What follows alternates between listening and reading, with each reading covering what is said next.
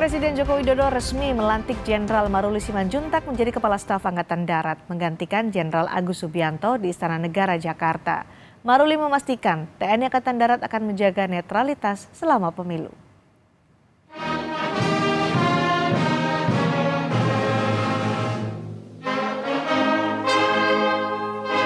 Presiden Joko Widodo melantik Jenderal Maruli Simanjuntak menjadi Kepala Staf Angkatan Darat, menggantikan Jenderal Agus Subianto di Istana Negara, Jakarta. Pembacaan sumpah jabatan sebagai Kasat dipimpin langsung oleh Presiden Jokowi. Maruli merupakan sosok yang berpengalaman di Infanteri Komando Pasukan Khusus atau Kopassus dan Detasemen Tempur Cakra. Usai pelantikan, Maruli memastikan TNI Angkatan Darat komitmen menjaga netralitas selama pemilu. Juga saya pribadi tidak akan menggamblingkan nama institusi Angkatan Darat yang sudah baik untuk hal seperti ini. Saya tidak mau, nanti ini akan menjadi sejarah yang panjang bahwa kami di TNI Angkatan Darat khususnya tidak netral dalam pemilihan umum. Menko Marinvest yang juga mertua Maruli, Luhut Binsar Panjaitan, hadir di pelantikan Maruli Simanjuntak di Istana Merdeka.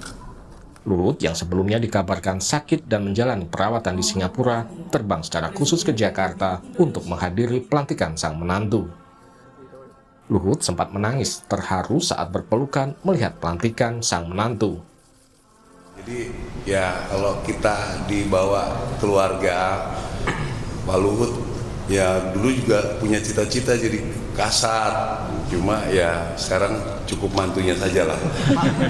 Pak Luhut emang khusus kembali ke Jakarta setelah lama tidak. Ya, jadi saya kan dapat informasi kemarin sore, saya WA beliau, saya sudah ditunjuk akan persiapan hari ini.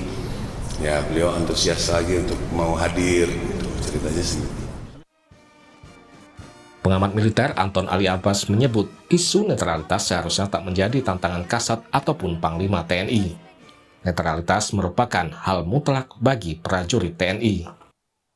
Bagaimana menaikkan kesiapan dari TNI ada AD, AL, AU, bahwa mereka readiness-nya itu tinggi, itu bagaimana kita meningkatkan profesionalitas, bagaimana kita menyiapkan tentara profesional seperti itu yang sebenarnya yang paling besarnya. Oke. Tapi ketika kita bicara tentang netralitas ini akan menjadi kunci.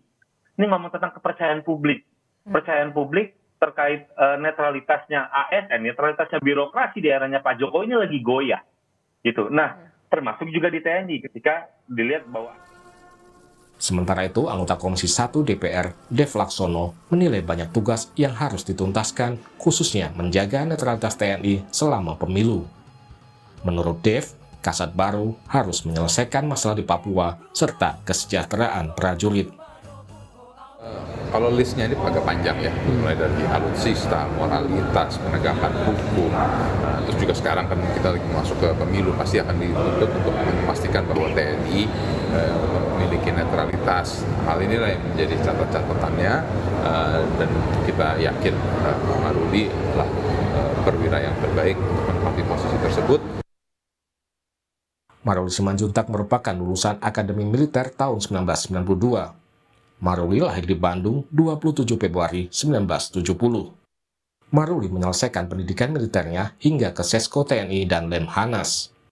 Sejumlah jabatan militer yang pernah diemban Maruli mulai dari Komandan Grup A Pas Pampres tahun 2014-2016 dan Pas Pampres tahun 2018-2020, Pangdam 9 Udayana pada tahun 2020 hingga 2022, dan terakhir sebagai Pangkostrat sejak tahun 2022 lalu.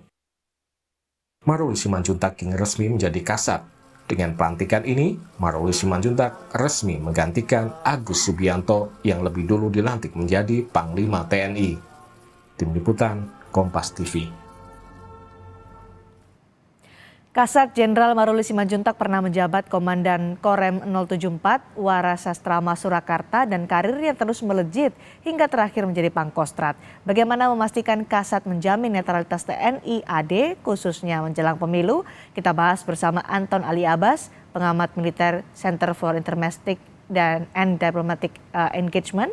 Juga ada M. Farhan, anggota Komisi 1 DPR dari fraksi Nasdem. Selamat petang, Bung Farhan. Selamat petang, Bung Anton. Selamat petang, Mbak Cindy. Selamat petang, Assalamualaikum. Waalaikumsalam warahmatullahi wabarakatuh. Bung Anton, ini kita menarik ketika membicarakan soal Maruli Simanjuntak yang hari ini dilantik sebagai Kepala Staf Angkatan Darat dengan netralitas TNI yang terus diangkat dan dipertanyakan publik mendekati pemilu 2024. Karena kita tahu Maruli Simanjuntak adalah menantu dari Luhut Bin Sarpanjaitan yang dekat dengan Presiden Jokowi dan pernah menjabat sebagai Danrem di Surakarta atau di Solo, Jawa Tengah. Anda bisa melihat apakah Kasat yang baru ini bisa memastikan netralitas TNI Angkatan Darat di pemilu nanti? Ya, makasih Mbak Cindy. Pertama jelas kalau misalnya cerita tentang bagaimana hubungannya Pak Maruli dengan Pak Jokowi ini lama. Masih dari zaman kolonel ketika beliau menjabat Komandan Grup A Pas Pampres.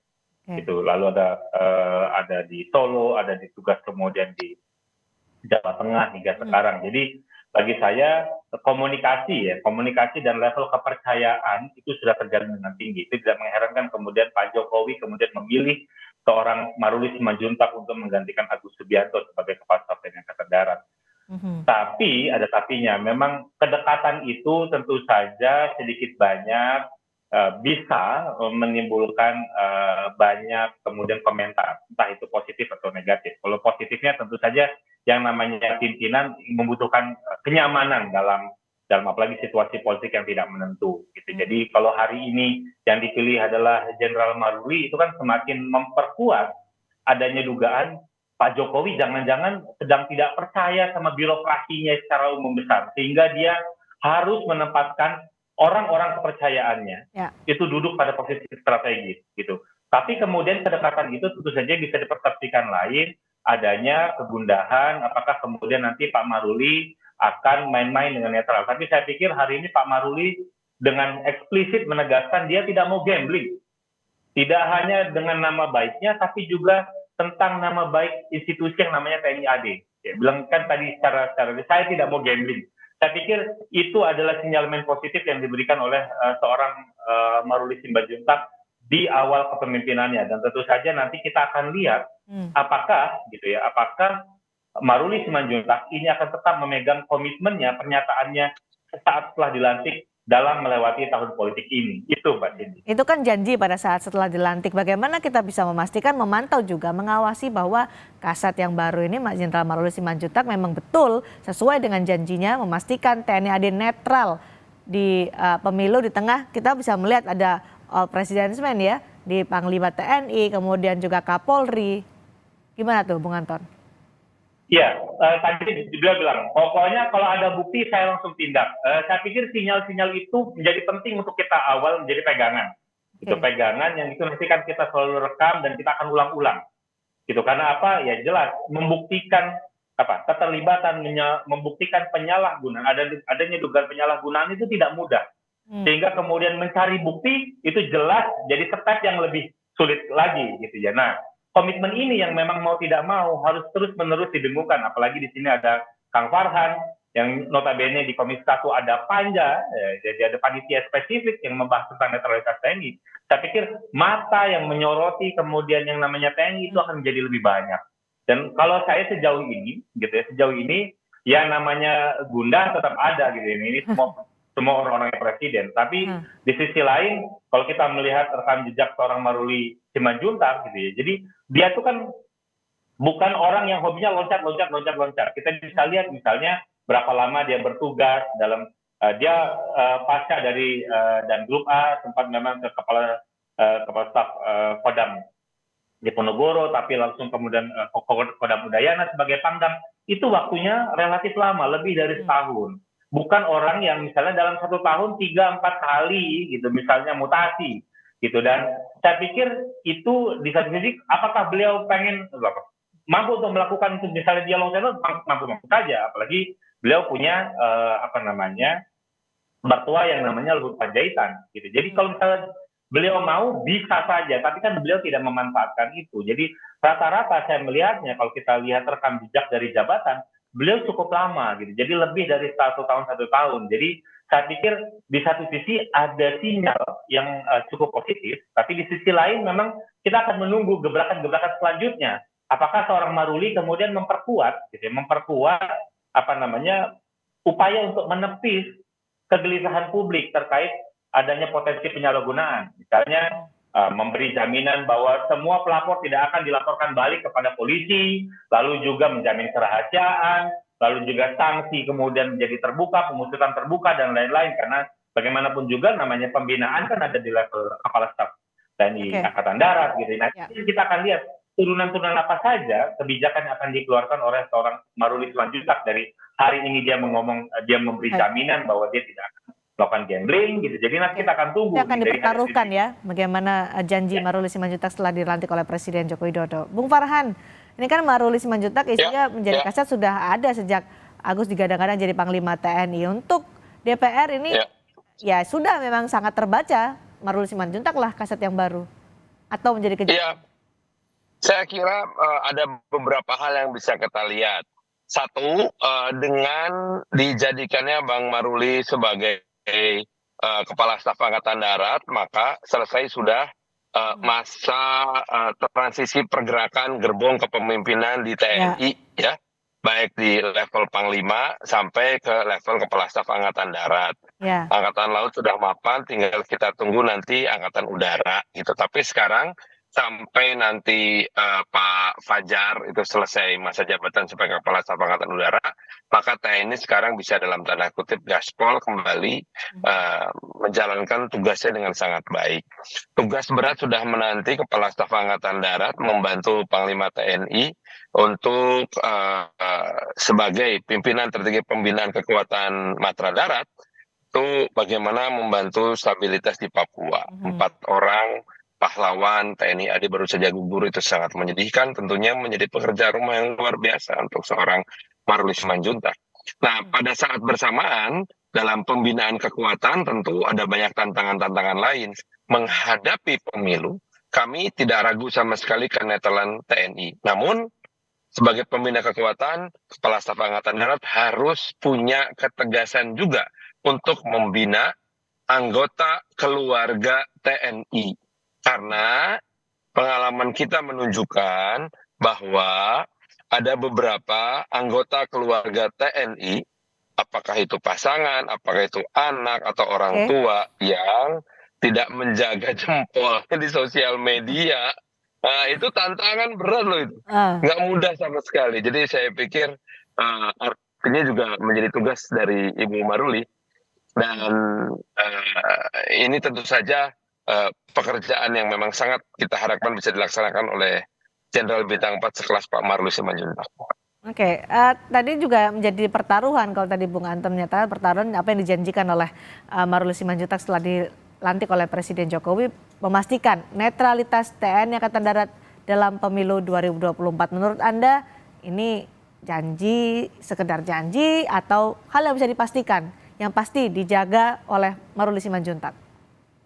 Saya sih bisa memastikan bahwa TNI pasti akan netral, karena kalau TNI sampai tidak netral, maka TNI akan adalah masalah yang sangat besar. TNI selama ini dikenal sebagai lembaga yang memiliki tingkat kepercayaan paling tinggi di antara semua lembaga-lembaga negara. Hasil survei independen dari berbagai macam lembaga survei. Artinya kalau sampai TNI mempertaruhkan netralitasnya, artinya mempertaruhkan tingkat kepercayaan masyarakat. Dan kita butuh TNI untuk menjaga kepercayaan masyarakat. Banyak lembaga-lembaga negara sekarang, kalau DPR nggak usah diomongin ya, KPK aja sekarang diragukan, kepolisian diragukan. Karena kan isunya, Bung Farhan, isunya kan netralitas TNI saat ini yang kemarin kita sering mendengar adalah ada pengerahan atau ini isu yang beredar di masyarakat bahwa terlibat dalam kampanye mendukung pasangan tertentu. Ini gimana Bung Farhan? Maka pimpinan TNI dalam hal ini para kepala staf sebagai pembina kekuatan harus betul-betul menjaga kredibilitas tersebut. Saya sebagai anggota DPR dan juga sebagai peserta pemilu nggak akan ribut masalah itu. Nggak akan ngeributin. Karena apa? Karena seperti kata Pak Maruli tadi, ini masalah mempertaruhkan nama baik. Mempertaruhkan nama baik TNI. Maka TNI sebetulnya mempertaruhkan nama bangsa. Itu penting sekali. Jadi saya memang nggak nganggap pernyataan Pak Maruli tadi tentang mempertaruhkan nama baik ini sebagai satu hal yang main-main.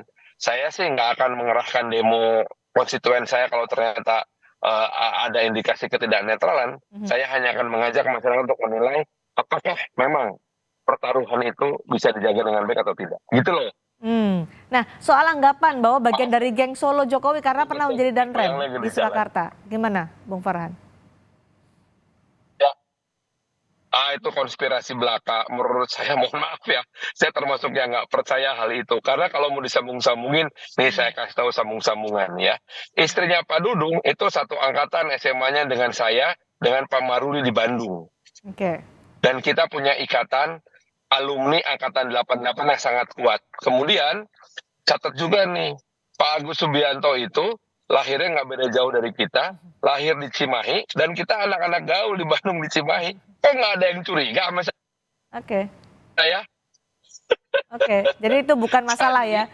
Buat Kalau saya, ada anggapan masalah soal pendekatan geng Solo Surakarta, Jokowi nggak masalah. Nggak lah, Oke. nggak, saya nggak percaya itu. Tanggapan Anda Bung Anton soal itu, geng Solo Saya Jokowi. lebih percaya, saya lebih percaya konspirasi geng Bandung ya, hati-hati Oke, loh. Bung Anton. Ya, memang yang namanya posisi strategis. Jadi untuk bintang 1 sampai bintang 4 kecuali Panglima TNI itu ada kewenangan prerogatif seorang presiden yang namanya Presiden Jokowi. Jadi tidak mengherankan kalau misalnya sekarang ada tuduhan, misalnya atau ada anggapan, ini ada geng Solo yang menepati. Ya itu tidak bisa dihindari karena memang semua yang dari lingkaran Pak Jokowi. Jadi sebenarnya bukan ngomong tentang geng Solo, tapi yang di lingkaran Pak Jokowi itu seakan-akan, gitu ya, ada seakan-akan yang namanya promosinya, mutasinya lancar. Lalu juga mereka menempati pos-pos strategis yang dekat-dekat juga dengan Pak Jokowi. Misalnya hari ini ada mutasi, kalau misalnya Pangkostratnya kan sudah diisi oleh Kaskostrat, tapi misalnya dan grup A itu kemudian ke Danrem, jadi Danrem Surya Kencana yang notabene di Bogor, gitu ya. Jadi memang Pak Jokowi ini tipikalnya, gitu. Ini ada tipikal, karena tipikal pemimpin, kemudian dia berhak untuk menentukan siapa kemudian yang bertanggung jawab di wilayah, gitu. Baik itu Pangdamnya di Jawa Tengah, lalu juga di Solo, lalu juga misalnya ada Danrem Bogor, gitu ya. Itu dia taruh orang-orangnya, dan taruh orang-orang yang pernah bekerja dia. Ada Pangdam Jaya, itu. Jadi memang itu tidak bisa dikesampingkan, gitu. Karena apa? Karena di satu sisi itu ada hak prerogatif. Kedua, memang ada persyaratan normatif yang dipenuhi, gitu. Dan di TNI sendiri memang ada sistem ya, ada sistem yang untuk terkait ngurusin tentang promosi dan mutasi. Memang tapi sistem itu sendiri tidak dibangun secara rigid. Sehingga memang presiden ketika dia menandatangani memberi persetujuan itu ya terserah presiden bisa punya interpretasi ataupun arahan sendiri. Jadi tidak mengherankan kemudian orang-orang di sekitar dia punya posisi-posisi strategis yang juga dekat dengan Jadi presiden. untuk mengkondisikan geng Jokowi, kalau tadi Bung Farhan bilang itu teori konspirasi lah, soal pengkondisian geng Solo Jokowi gimana? Nggak konspirasi karena memang datanya demikian gitu. Jadi Anda bisa lihat misalnya Pangdam, lalu juga Danjen Kopassus gitu ya, sekarang Danrem Bogor, lalu juga ada Pangdam Jaya, itu adalah orang-orang yang pernah bekerja dengan Pak Jokowi. Gitu ya. Jadi itu yang memang tidak bisa dikesampingkan gitu, dan itu semuanya pos-pos strategis gitu. Jadi tapi apakah itu semua menanjak? Ya enggak juga, karena kalau kita lihat perbandingan misalnya ada banyak pos-pos yang tidak bisa dikuasai oleh Pak Jokowi, gitu ya. Misalnya? Jadi ya kalau dari persentase memang pasti akan kecil, tapi Pak Jokowi memang menempatkan pos-pos yang tempat dekat dengan keluarganya, dekat dia tinggal. Nah itu adalah orang-orang yang bekas bekerja dengan dia, dan itu memang tidak bisa dihindari. Dan itu memang keleluasan seorang presiden untuk memberi persetujuan siapa yang nanti duduk di jabatan itu. Biasanya apa sih pertimbangannya menempatkan orang-orang yang pernah dekat, pernah bekerja sama di sebelumnya ketika menjabat sebagai wali kota atau sebagai gubernur? Apa sebenarnya pertimbangan biasanya? Kalau di dalam militer tentu ada syarat minimalnya adalah kepangkatan. Ya. Gitu. Dia sudah memenuhi eligible nggak untuk mendapat promosi misalnya. Ya tentu kalau misal ini adalah pos bintang 2 tidak bisa langsung diduduki hanya dari kolonel. Dari grup A nggak bisa loncat ke Pangdam. gitu. Jadi harus naik dulu ke bintang 1, dari bintang 1 naik ke bintang 2 gitu. Jadi ada beberapa pakem misalnya di TNI gitu ya, untuk Pangkostrat dia minimal misalnya sudah 2 kali jabatan di bintang 2 gitu. Jadi ada beberapa pakem-pakem, tapi kemudian pakem-pakem itu satu tidak tertulis, kedua memang bebas kemudian diinterpretasikan oleh seorang presiden untuk membebaskan, apakah membebaskan untuk Wanjakti untuk menentukan sendiri atau presiden punya arahan tertentu. Itu Mbak Cindy. Oke, baik, terakhir untuk Bung Farhan, selain menjaga netralitas TNI Angkatan Darat di pemilu nanti, pekerjaan rumah lainnya untuk Maruli Simanjuntak apa nih Bung Farhan? Karena Kasat sebelumnya Agus Subianto kan hanya menjabat 2 pekan. Ini Pak Agus itu jangan dilihat jabatan kasatnya yang cuma sebentar, beliau sebagai kepala staf angkatan darat juga lumayan lama. Jadi ada dasar-dasar yang dibangun bersama dengan Pak Dudung sebelumnya, terutama dalam pembinaan kekuatan. Pembinaan kekuatan artinya pembinaan personel. Pembinaan personel artinya bahwa seluruh personel angkatan darat harus siap sedia ketika Panglima TNI sebagai pengguna kekuatan itu akan menggelar sebuah operasi, baik operasi militer non-perang maupun operasi militer perang. Hari ini yang paling krusial dalam hal masalah stabilitas dan kedaulatan Indonesia adalah Papua. Penting sekali, gitu. Ini harus dijaga sedemikian rupa sehingga kita bisa menjaga stabilitas dan akan menjadi bekal kita dalam diplomasi internasional. Dan yang terakhir, yang paling penting adalah bagaimana menjaga kesejahteraan prajurit. Ini penting sekali, serta menjaga hubungan integritas dengan Kepolisian Republik Indonesia. Demikian kira-kira. Terima kasih Bung Farhan, terima kasih juga Bung Anton Ali Abbas atas pandangan. Terima kasih Pak Anton. Pendapatnya di Indonesia malam hari ini. Selamat malam.